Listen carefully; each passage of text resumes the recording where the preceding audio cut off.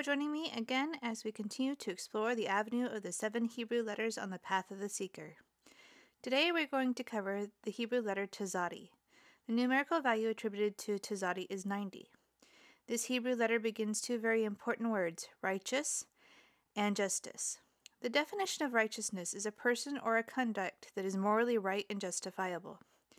There are many connections that we can make with the word righteous. A righteous person strives to make the right choices, and in the Hebrew tradition we find this concept has a lot in common with the Eightfold Path of Buddhism, with right intention being key. Paul Foster Case connects righteousness with the concept of meditation.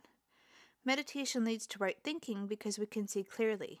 Meditation is the primary tool we can use to identify and let go of behavior and thinking patterns that are fear-based or that we have outgrown. Daniela Abravanel connects the concept of righteousness with eating properly. She quotes several examples in the Torah, but one from Proverbs stood out to me. The belly of the wicked always feels empty.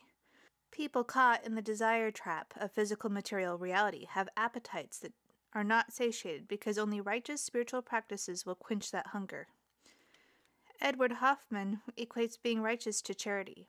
Preferably, the individual donates to charity anonymously. Those who donate and then proclaim it to the world are doing it for the approval of other people and popularity, not from the heart.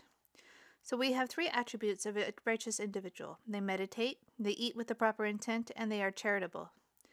Edward Hoffman points out that the process of creation, according to Rabbi Isaac Luria, starts with the word Tizaddi, in this case, zimzum.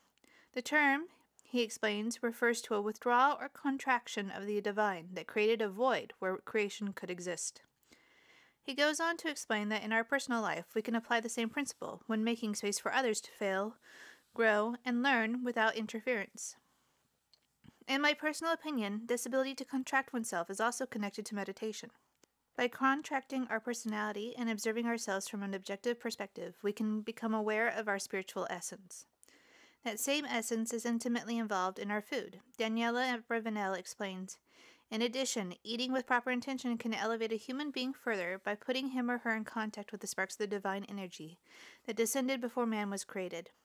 The process of Genesis began with the creation of minerals and ended with that of man. Even though the simplest, most original force of life are organisms with little understanding, the sparks of divine energy that they contain are closer to the absolute divine essence. When man was created, all other forms of life, mineral, vegetable, and animal, already existed. What a profound teaching! Science has proven the importance of minerals to our bodies. Our subconscious mind maintains a delicate balance of certain minerals in our bodies to keep them running efficiently. We absorb these minerals when we eat vegetables and, to some degree, meat. Finally, Daniela Abravanel says that Tizaddi is associated with the sign of Aquarius, the water bearer. According to Jewish oral tradition, Aquarius represents Israel. The oral tradition also connects the Messiah with the constellation of Aquarius. To me, as I meditated upon this letter, I thought of 2 things. First, the letter looks to me like a man kneeling with his arms upraised like this. Once I illustrated this, it looks a little bit more like a book. The second is that there is one mass, almost separated from the other by a constriction.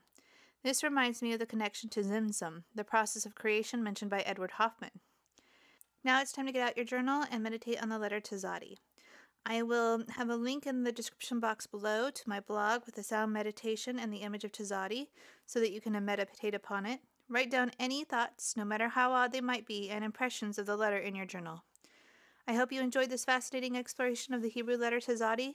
Until next time, don't forget to meditate, be charitable, and make space for growth. Thank you, brave soul, for joining me on this avenue.